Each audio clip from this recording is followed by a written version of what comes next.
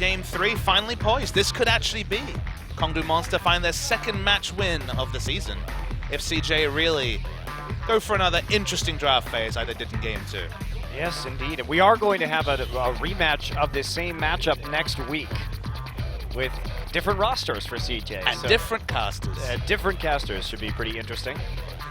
Welcome to LCK Achilles. We've got a great matchup for you.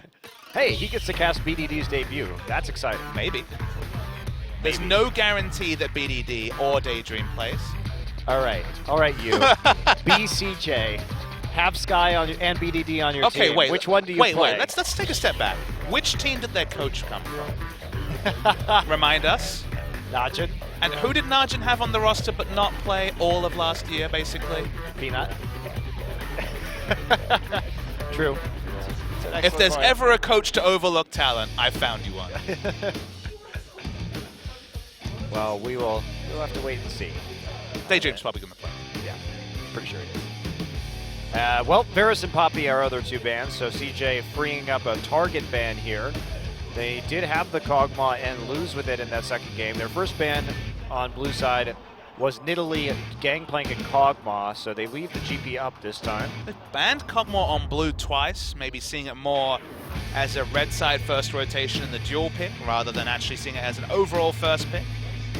Interesting. I'm not sure how the Kog'Maw priority will develop. How have we seen no Gragas today? That's been unbelievable. That champion is incredibly strong. Yeah, they could have taken Gragas instead of Rek'Sai and actually had Engage. I know. Amazing. Well, they didn't, though. They did not. To be fair, Zillion speed buff on Gragas with Flash means you're probably getting someone in the middle of your fight with the ultimate. Yeah. It's the middle of your own team, but Kallista's up, and Kramer is a wonderful Kalista player. Kalista or Corki, or Lulu, that is the decision right now. No, there's no decision. You take the Kalista, because guess what that guarantees? Mad Life can initiate. All right, you sold me. And that means he's also going to get Alistar with the Corki and the Lulu pickups. He has been prioritizing Braum. We have seen Kalista Braum as a full duo be very popular, but it is Mad Life. I'd rather see the Alistar. I think it provides more, but people have really been loving the Braum. Again, same answer. It is against a Corki, so you can see some suggestions. Braum also, with the Fate's Call, suddenly gets the multi-man double knock-up with the ultimate. But again, Alistar is more than an apt pick-up as well. I'd like to see a Gragas. I would love to see a Gragas pop a Smithy, but would you like to see a Fiora from Antara instead? Well, there's no Poppy, so I'll have to settle. And there we go. So Alistar and Fiora. Question is, are we going to see the Quinn come out again? Obviously, they are primed for it. They have the Lulu, and they will get the matchup into Fiora, which is pretty nice for Quinn. It's not auto-win. Again, it's kind of a lesser version of the Gangplank matchup, and that Fiora does eventually get to the point where she can really fight back and overwhelm you, and potentially means you can't split push in that lane, but early game is similarly punishing as a range versus melee matchup. Specifically, a Quinn versus melee matchup is. So the Braum is locked in. Remember, Varus is banned this game, so we are expecting the Lulu mid, so it's probably not going to be poke comp from Kongdoo. We could see Lulu top and then another AD mid, but I don't know who that would be. Well, they need some more damage here, the Lulu Corki, unless they want to repeat the script from CJ in Game 1, where they had a strong siege and then ended up just overtaking the game with a huge gold lead. All right, CJ, all you have to do is pick wave clear for mid. We need wave clear. Please pick Victor. You know, Lissandra wouldn't be awful, but either or. Victor's definitely the more reliable choice. Yeah, they're putting together a very good team composition, both when it comes to team fighting and when it comes to Bubbling is on a Rek'Sai kick today. Split. I really think they should just take Gragas. Gragas is available. Again, is looked past, unbelievably. The only Gragas matchup I don't really love is the one into Nidalee. Of course, Flawless and Peanut really demonstrated the worst case scenario of that matchup, but any other matchup, Gragas is pretty incredible after the tweaks on patch 6.3, and we're waiting for a last pick. We're not really clear on much. Lulu, Corki go into multiple different lanes. Well, taking the Vladimir here would overload them really on AP damage, so I think they have to go with the GP. have seen this matchup be won by Gangplank's, but you need some jungle attention, and it feels like Fiora definitely has the advantage in lane. But we saw a lot of skill matchups around Worlds time when we were talking about Riven versus Fiora. I wouldn't say this is a skill match, I'd say Fiora definitely has the advantage, but there is a world where Gangplank half a full item ahead can win out against Fiora, and it is the Gangplank that's the lock-in. They do take the GP. Quinn not banned, but they don't feel like going for that matchup. They do want to play more of a team fighting style with this Lulu, which I think is going to be much more effective. They're still lacking any kind of engage though, and that means Kongdoo going to be ultra reliant on simply kiting out, just like we saw from CJ in that last game. Much better engage this time from CJ. Alistair and Callista will be there. Lulu doesn't have a great wild growth target. I guess it has to be Elise diving into the back line. As you mentioned, engage isn't really there.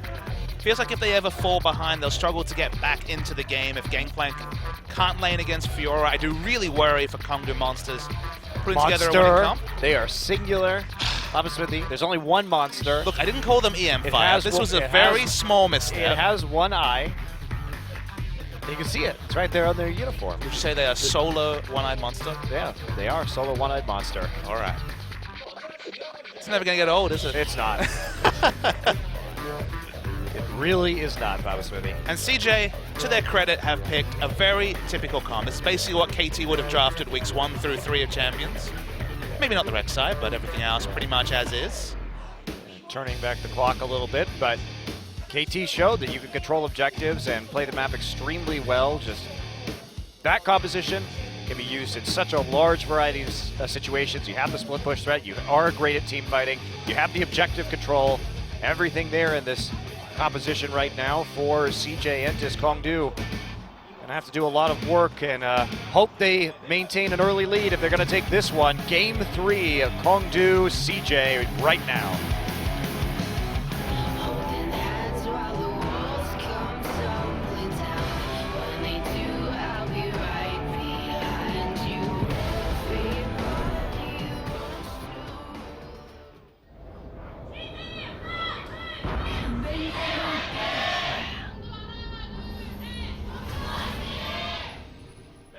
Final game of the day. We do not have another best of 3. This is the conclusion of the first round robin here in Champions Spring.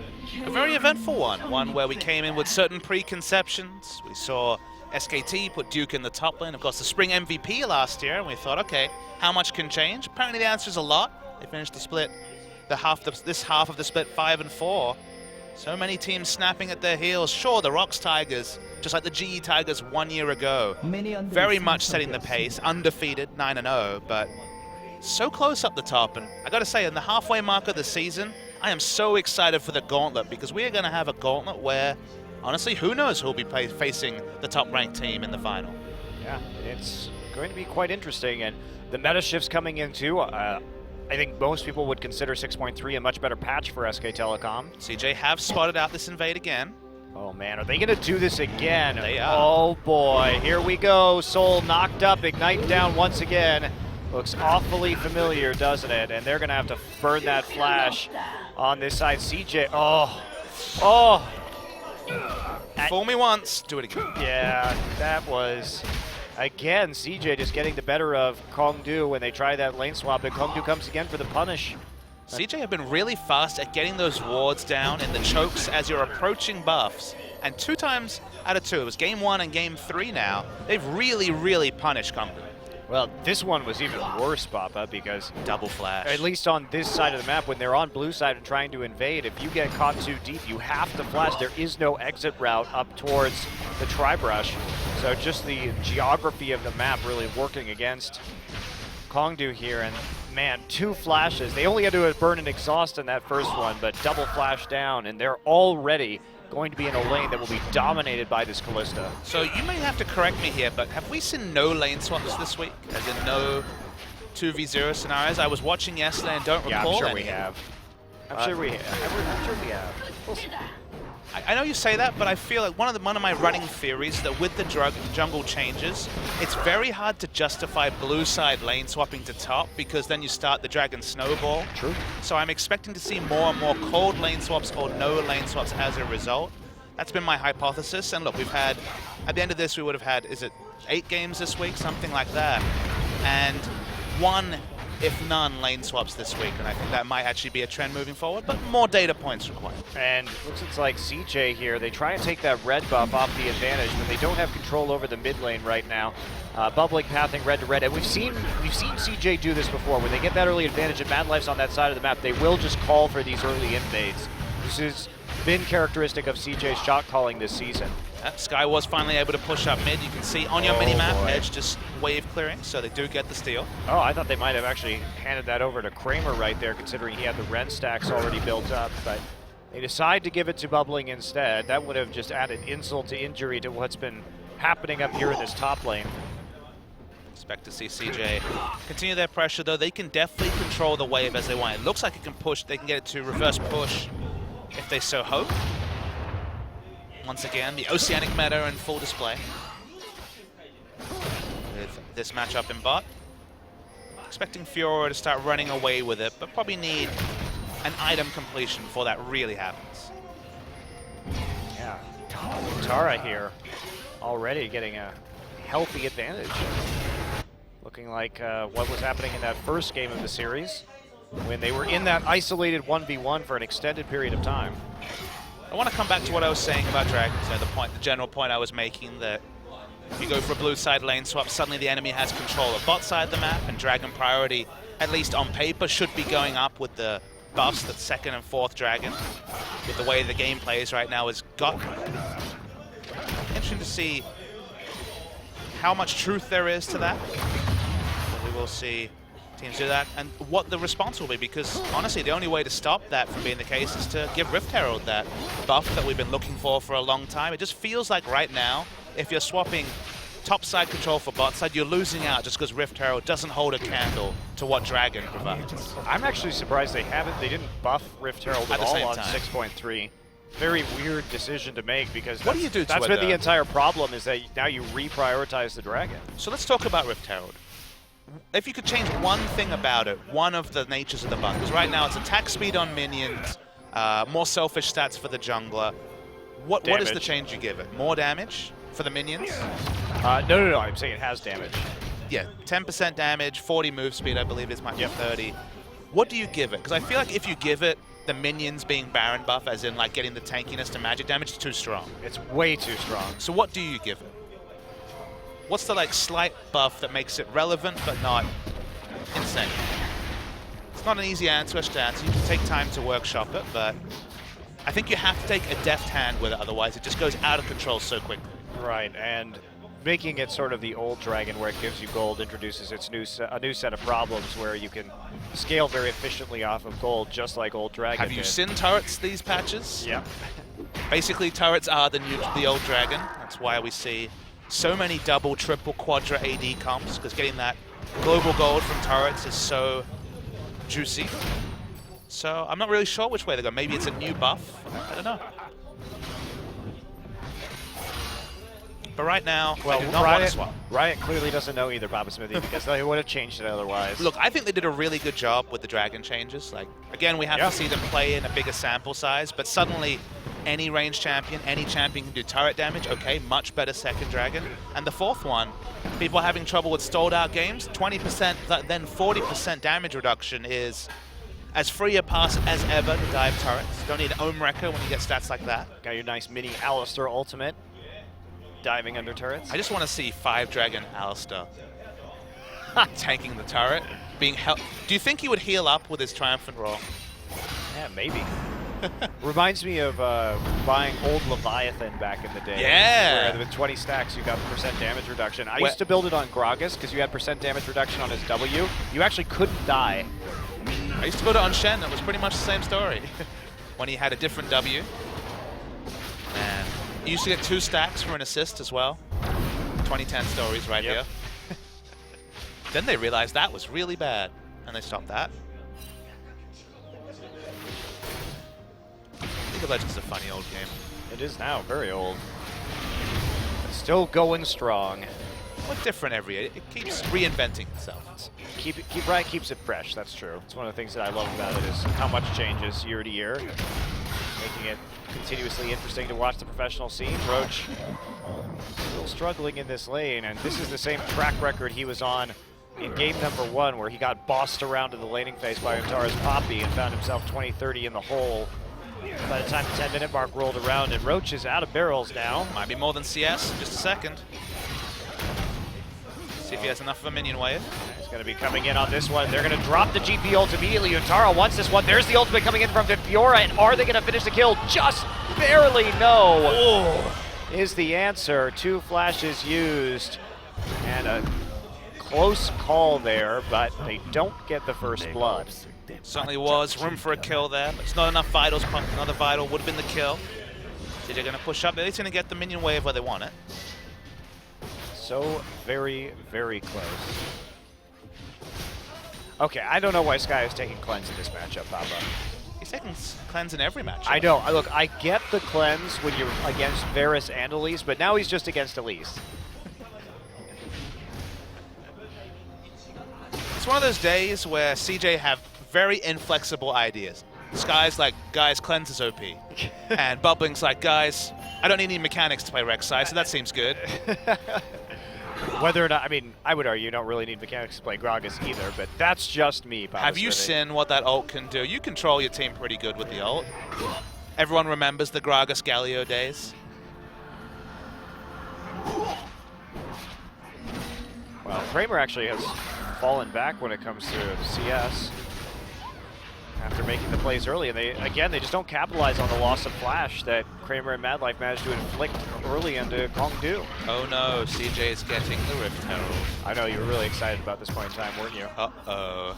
They will use this buff to massive effect. To farm the jungle. What else? It gets the killing blow too? That's fun. Money for Madlife. Subtitle to a good movie, that one. Well, maybe if he went to NA, we would have money for Madlife, but there was always rumors of Madlife going somewhere. Never came through. Stalwart CJ through and through. Good times and bad times. Mostly bad times. The good times have faded into the distance, Papa Smithy. Although they did have a good run in the spring in the playoffs, looking like the second best team in Korea at the time. Crush comes in and snags his wolf. Oh no, he didn't snag his wolf. This game still finally poised. No kills, actually been very bloodless early game. Only a Rift Herald has died. GP ult going to go down, but Untara just has the angle there. Not really any kind of follow-up possible. I guess they thought maybe Edge would collapse from the lane, considering that Victor was back in base, but that's just not going to happen. Nothing more to say. Quiet early game between Kongdoo Monster and CJ. That's right. But Untara with the advantage. That's the scary part right now. That's where the gold lead is coming from. So what else can we talk about? Because this game's boring. It is really boring, Papa Smithy. So at Doa, we'll talk about Star Trek. Star Wars. Star Wars, He would definitely not talk about Star Trek, unless I dragged him into that conversation. Kicking and screaming. But I don't even want to talk about Star Trek anymore because they're just slowly dying. That first movie. J.J. Abrams killed Star Trek, and then he killed Star Wars. Good job, J.J. Come on, the Star Wars was better than you thought it would be. It was still not good. We didn't think it would be very good, to be fair. Characters went cool. Yeah, the acting was fine, but the plot was terrible. I feel like movies are really good at making good characters with terrible plots these days. We just saw Deadpool. Yeah, that Deadpool, absolutely the same pretty close story. to that. Not a putrid plot, but not the Guardians best. of the Galaxy, same exact thing. Although out of all those movies, Guardians of the Galaxy definitely had the worst plot. Could you describe the plot of Guardians of the Galaxy? No, there isn't. There is not a plot. No one can actually tell me what that plot was. Let's think. Star-Lord, he's a bit of Indiana Jones kind of guy. He likes finding artifacts and selling them.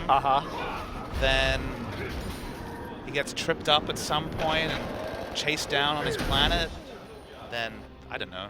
Yeah, literally nothing happens in that movie. They introduce a Deus Ex Machina. Oh wait, some, like, there's Groot. Yeah, that happened. Yeah, it's just characters doing And then stuff. Groot comes back to life at the end of the movie. Yay. He's fine. Great. Do you even know what the villain was or what the villain was trying to do in that movie? Because I honestly have no idea what his motivation was. He seemed darkness and bad. I don't know. Yeah, exactly. Best movie of the year. Just awful. Turn your brain off, Monty. It's a popcorn film. Daredevil was fun, though. I'm a big fan of the comic. I didn't know how they would adapt it. Possible storyline. Pretty good gags. Can't complain. Daredevil? Deadpool, sorry. Daredevil Season 2 is out next month. I'm excited to watch that. I don't know if I've convinced you to watch the first season yet. It was pretty good. Yeah, people tell me it's okay, but I'm over superhero movies, honestly. And yet you came to Deadpool. I did.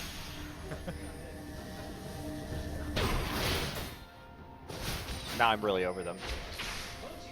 You gonna watch the next one? What is the next one? Captain America, maybe? Yeah, I don't care. I just don't care, Papa Smithy. Where have all the good movies gone? People say good things about The Revenant. Hey, I want to see that. I haven't seen that or The Big Short yet. I think I've seen all the other The Martian. Best Picture That wasn't bad. nominees. Yeah, it was all right. Will something happen? Edge is going to flash and Wild Growth. My God, the plays. Your play-by-play has got an incredible Monty. Up. Well, Mad Life back up here. They're trying to make a play with TP onto this top side. Glacial Fisher going to miss it. Tara shows up, ults Crush immediately. Crush going to make a trip up into the sky and try and live through this. Edge is going to get headbutted back. And now this is the plays coming in. First blood over to Kramer. He's hopping his way to another kill. And there we go. Going to clean it up. Triple kill for Kramer. He's going to keep going deep. Sky takes one. It will not be a Quadra Penta. Flash combo. Quadra for Kramer as CJ turns on the pressure. Great team fight from them. And how many times has this been the story with Kramer on Callista? He always finds triples, quadras, sometimes pentas out of nowhere. They're really smart at playing around these Callistas in team fights.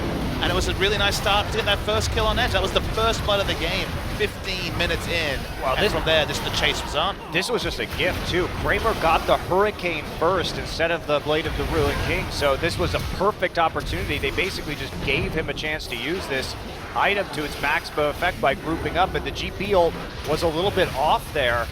So Tara was able to skirt around the edge, as was the rest of CJ, and with that overextension, Mad Life did a great job of getting multiple combos in that team fight too to lock them up. And just a huge lead now. And Kramer actually varies his item buys really smartly. He does opt into more often than not the Hurricane Rush, but then he just gets gifted kills. Is that, well, that tells you a lot about the buff, the strength of the Herald buff. No one picked it up. Just leave it on the ground there. I think that tells the real story to Riot. That's how you show Riot how important the Herald buff is. Dragon for Kongdoo. Wait, does it time out? Does it? Yeah, time's out. Okay. I think we saw a timeout right there. The darkest timeline. Nobody wants. I think we should just have all the pro teams protest by simply just not taking the buff. The Herald buff, gold, thanks. The Herald buff must lie on the ground instead. Mad Life coming around again for this play. Googer, what you doing alone down here, buddy?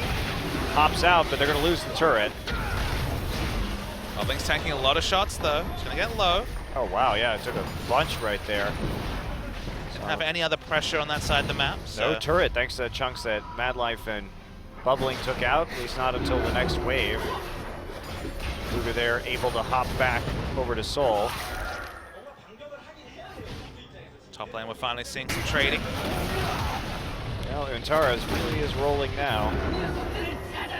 And the single item completed, but obviously working towards a Black Cleaver second, as we expect from Fioras these days.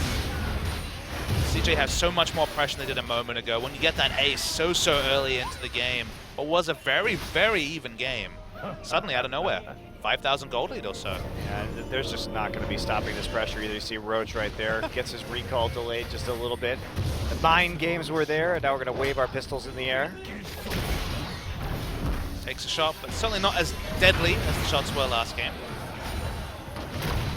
The shots fired are not too offensive here. Only to Rift Herald. Only to Rift Herald. It's alright, Rift Herald knows he sucks. Is that why he leaves at 1955? Yes. Just takes off. He's like, well, time for the actual good thing to come onto the map right now. Where does he go, though? I don't know. Why does he have that stupid giant eye on his back? What is it with you and eyes today? What is with everything being a one-eyed monster in Korea? Out of context? Monte Cristo 2015. Questions often pondered by Christopher Michaels. Why is it always about the one-eyed monster in Korea? I got nothing, Monty. I don't know where to take that. Nothing more needs to be said, really.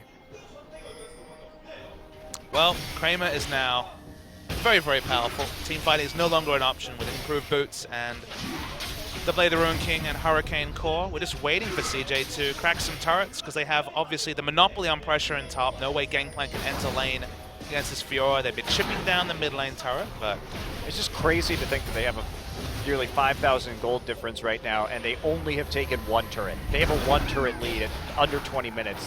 They've just done so much when it comes to picking up the farm on the map and then converting with those kills. We've had one team fight and one turret, and they have 5,000 gold. Crazy. No one died before that first team fight, to be clear. And now the CS is where the story is starting to be written. 25 in top, almost 30, again 25 in mid. Just a consistent advantage for everyone really over their opponents. It's going to be the gold lead only going to start growing though. We know this turret was low, it's going to go down. Victor's about 3-4 auto attacks away from mid lane turret as well. What a monster. And CJ Entus, I guess, is the better team to focus on. Balanced draft and proofs in the pudding. Much better draft in this game. Here we go. Roach now going to be the target. He's going to drop the ultimate, but the Fiora ult's already on him. TP is just going to be too late. Grand challenge goes through successfully. Edge will just cancel that TP. Nothing more he can do for a dead pirate. That's the only way I conceptualize this matchup. That's why I'm surprised to see people like Flame manage to hold it even. I think you need the jungle pressure, because if you're even or behind, you just can't enter lane against Fiora. Oh, and Mad Life here with his own to help pick up the mid lane turret. Comes in from the side and threatens an engage. Bubbling here, takes a bit of damage and a little bit of a stun. Edge, though, not in a position with how low he is to actually contest much of anything. He had to use his Flash Sky, popped his ult in the mid lane and chunked him out. There's just no fight right now that Kongdoo can take. They can't fight around Dragon. Kalista's far too strong. They're losing the Split Push War on top. Okay, Lulu can match Victor's wave clear in mid, but the moment that Alistar starts walking behind your turret or clearing vision near the turret, suddenly you have to back away. CJ have it in every single lane at Kongdoo. Waiting for a CJ mistake that may never come. They drafted themselves into a very similar situation that we saw CJ picking in the last one. Certainly, CJ is willing to engage them, so they will have an opportunity to kite, but this deficit, that is likely too much for them to handle. And Buntara is pretty big now. Basically a core item up onto Roach. Core item up in a dueling matchup that he will win inevitably. Yeah.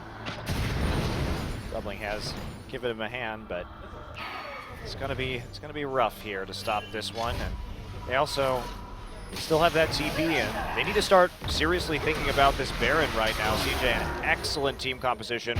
We're taking out the Baron. They don't have too much to be concerned about, so trying to force that fight will be in their best interest. When you have Kalista and also an AD stacking top laner, Baron will die quickly, and you have insane secure from the Kalista. So, as you mentioned, the moment they get exclusive vision around it, Kongdoo are forced to respond in multitude of different ways. Maybe they have to blow the Gangplank ult to check.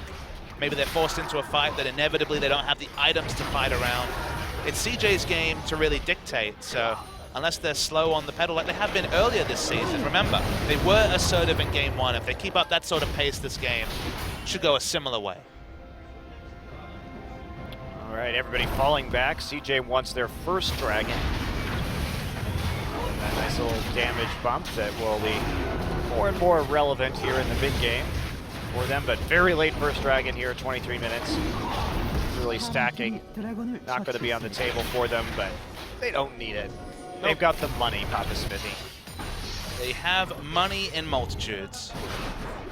They have core items, they're all team fight ready. No one here is an item short of team fights, whereas Gangplank, just Trinity Force and the parts of an Infinity Edge, no Essence Reaver, so not even going to have consistent damage or the burst that the Infinity Edge will eventually provide.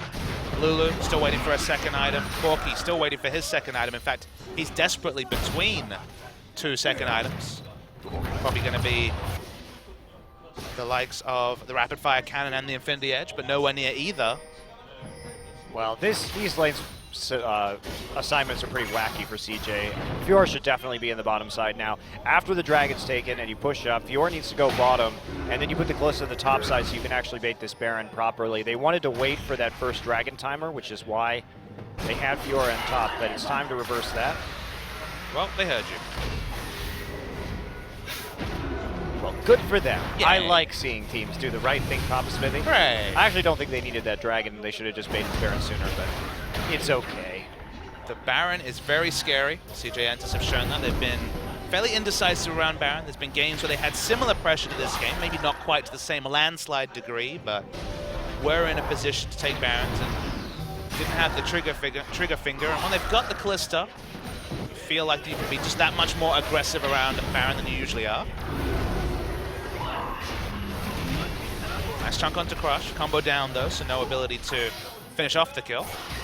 Wow, just going in for another tap. And CJ will find a small amount of damage under that turret. And Untar is just such a monster right now.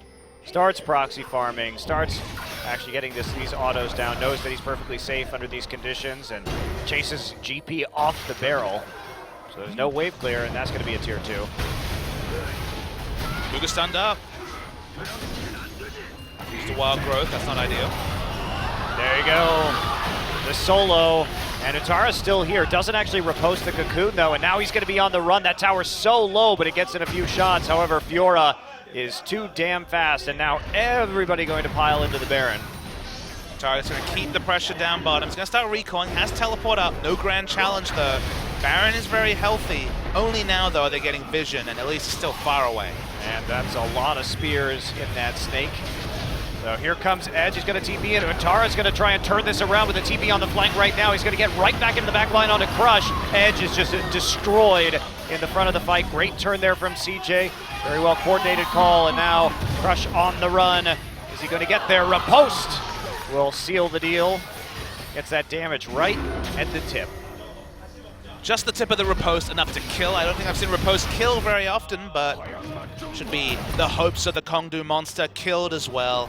CJ are really good at those engages, and once again, you press Fate's Call, suddenly Mad Life has the world's freest initiate on Alistar, and the consistent damage coming through, Blade the Ruin King, the Ren set obtained, so's the Baron, and soon should be the win for now 10-0 CJ over the monster. Great engage there, and everybody tries to come back, but Utara already has found the flank, and he's on top of Crush. They try and exhaust him. Only lasts so long, and then here he comes. Just never see that. Nope, doesn't do a lot of damage. Well, that one dragon actually saving Kongdoo from getting perfect gamed. Have we seen a perfect game this first round robin? I don't believe so. Have not. We've had a couple close ones.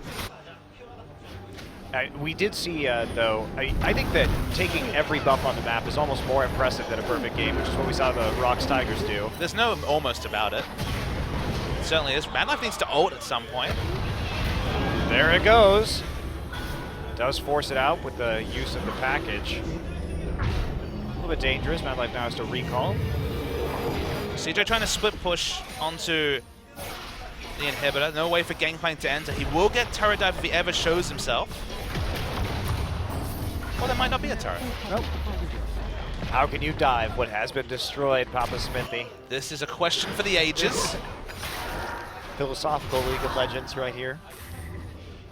Edge is curiously gone for Lich Bane second. Of course, had the Shayna not much gold after then, so maybe couldn't pivot and build, but CDR would probably be more helpful than Burst at this point. Yeah, that Lichbane is not going to be doing much work.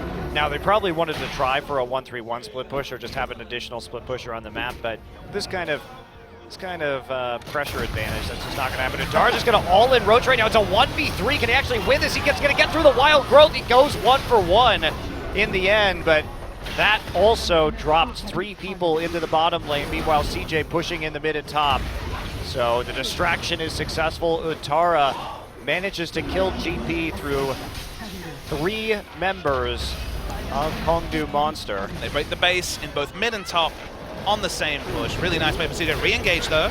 And there's the damage. Sky grabs 2, a double for himself instantly when that fight starts. Flashes into range to get his full combo down, and that's the last inhibitor here. Baron buff still up, so they should charge forward and take this game and seal out the series. So CJ with a win to end the first round robin, going 4-5 while they waited for some of their, what we assume will be starting players in the second round robin, and they nearly go 50%. I'd say that is a successful first round robin for CJ considering their situation. And every win we see from CJ, we learn something new about them. It was a couple of wins ago when we're like, wow, Antara actually has more to his game than just this tank play that was dominating his early matches. This game, 2 out of 3, the 2 games CJ won, they were decisive in a way they haven't been in previous series. They were good around their wins, both their wins pretty fast, around the 30, 35 minute mark. This one was at 29 minutes. CJ adding decisive play, good shot calling to what is obviously some promising talent and soon to be some really hyped talent is exciting for everyone that watches Champions, because CJ is not an afterthought, and they're even in a spot to contest for playoff spots as we get later in the season. Yeah, absolutely. It would take